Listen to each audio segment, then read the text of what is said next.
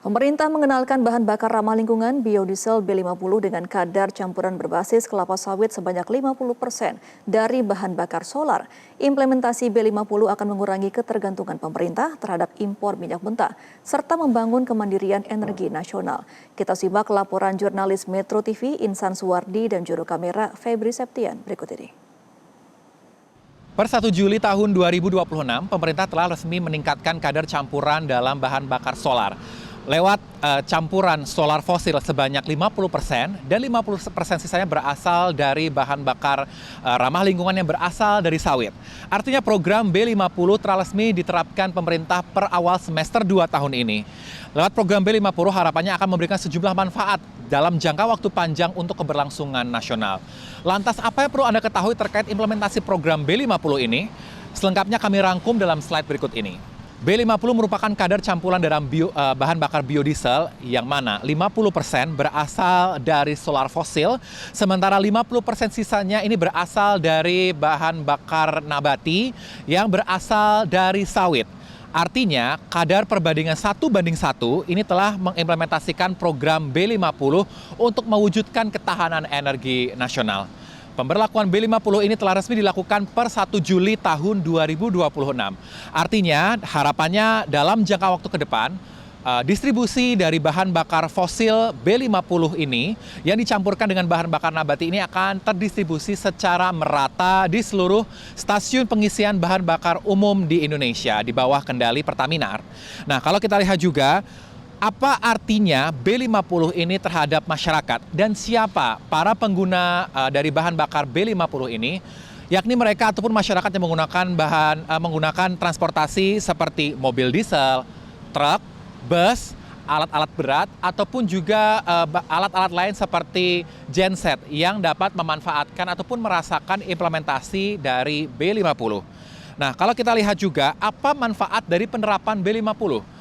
B50 artinya menggabungkan antara bahan bakar solar fosil yang biasanya diimpor dari minyak mentah nasional, ini yang diimpor dari kuota nasional, artinya dengan memanfaatkan 50% sisanya berasal dari bahan bakar sawit, artinya pemerintah mampu mengurangi ketergantungan angka impor minyak mentah untuk kebutuhan dalam jangka waktu ke depan. Sehingga ini juga mewujudkan ketahanan energi nasional, yang mana seluruh energi ini dapat dihasilkan dari dalam negeri. Sehingga penerapan dari B50 artinya kita juga bisa memaksimalkan dari penyerapan produksi sawit nasional. Sehingga dengan penerapan B50 ini juga dinilai lebih ramah lingkungan dengan penerapan B50 yang lebih rendah emisi dibandingkan dengan penerapan dari bahan bakar solar murni.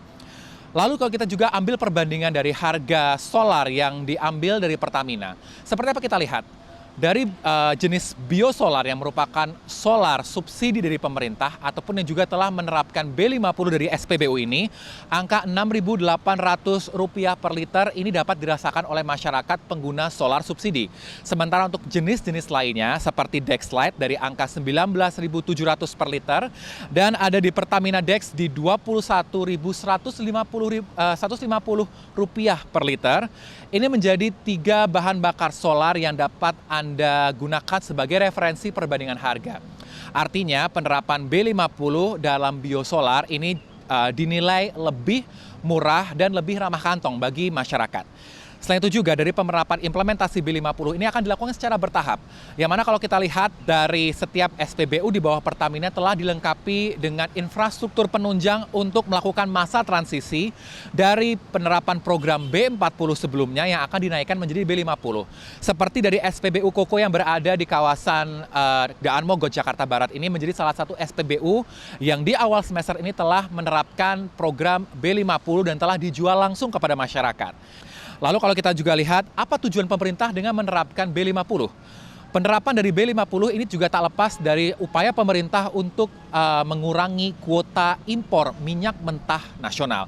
Dengan menerapkan 50% sisanya dari bahan bakar sawit, yang mana Indonesia juga terkenal sebagai salah satu negara nomor 1 penghasil sawit di dunia, artinya kita juga bisa memaksimalkan penerapan ataupun produksi dari sawit kita.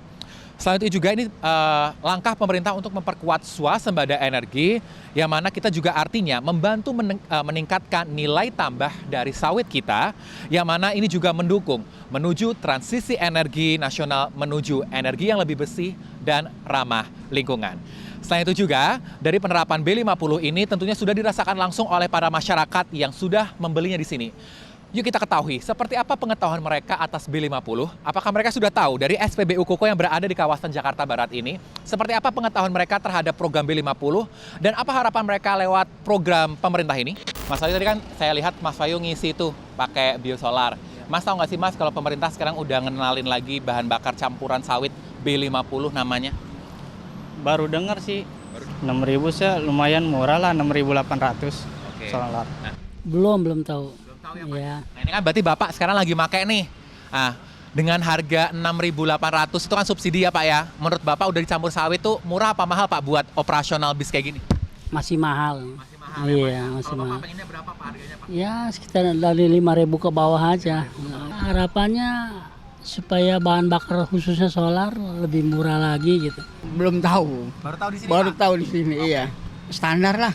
Standar ya Pak? Iya, heeh. Kalau harapan Bapak pengennya bisa lebih murah lagi atau nggak Pak? Bisa, cuman nggak mungkin. Dari Jakarta, Insan Suwardi, Febri Septian, Metro TV. Jelajahi cara baru mendapatkan informasi. Download Metro TV Extend sekarang.